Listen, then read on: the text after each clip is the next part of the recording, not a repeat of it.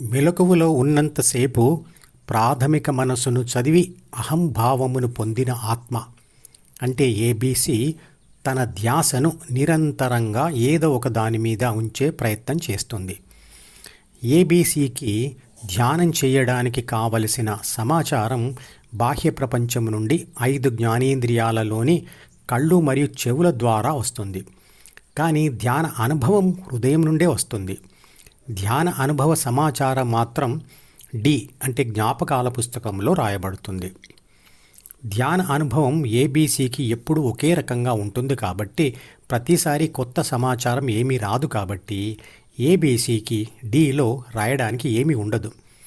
సంపూర్ణ ధ్యాన అనుభవం అలవాటైన తర్వాత ఏబీసీకి డిలోని ధ్యాన సమాచారం మరియు ధ్యాన కోరిక అవసరం ఉండదు.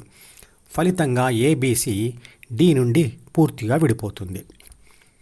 ఏబీసీ డిలోని ధ్యాన విషయాలపై లేదా హృదయంపై ధ్యాస పెట్టకుంటే ఆ ధ్యాస అప్రయత్నంగా డిలోని ఇతర ప్రాపంచిక సమాచారం లేదా కోరికలను చదవడం లేదా ఏదో ఒక ప్రాపంచిక పని మీదకు మళ్ళుతుంది.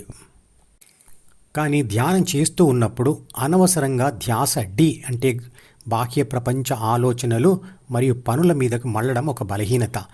అనుకున్న దాని మీద మాత్రమే ధ్యాస పెట్టడం ఆత్మబలం లేదా ఆత్మవిశ్వాసంను సూచిస్తుంది.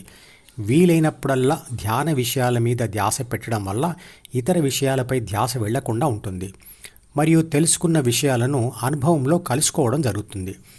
అందుకే గుడికి వెడుతున్నప్పుడు దైవనామ జపం లేదా దైవరూప స్మరణ చేయమంటారు.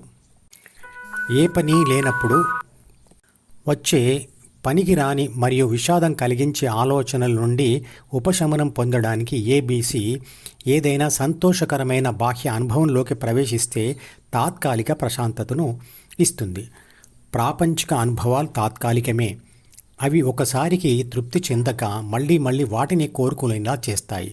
మరింత తృప్తి శాంతి కోసం ప్రపంచానికి మరింతగా అతుక్కుపోవడం అవసరం. శాశ్వత శాంతిని తృప్తిని ఇచ్చే అనుభవం ఒకటి ఉందని ఏబీసీకి తెలియదు. అది దొరికితే ఏబీసీక ఐస్ క్రీమ్ తినడం లాంటి తాత్కాలిక అనుభవాల కోసం ప్రయత్నం చేయదు. అప్పుడు ఏబీసీ డీని అంటే ఆలోచనలను పూర్తిగా వదిలివేసి శాశ్వత అనుభవంలో స్థిరపడుతుంది. ప్రాథమిక మనసుతో అంటే బితో ప్రేరేపించబడిన ఏ అంటే ఆత్మ పొందే బాహ్య ప్రపంచ అనుభవాలు తాత్కాలికమైన ప్రాపంచిక కోరికలను మరింత పెంచుతాయి. కానీ ఆత్మ పొందే హృదయ అనుభవం ప్రాపంచిక కోరికలను మరియు అనుభవాలను దూరం చేస్తుంది.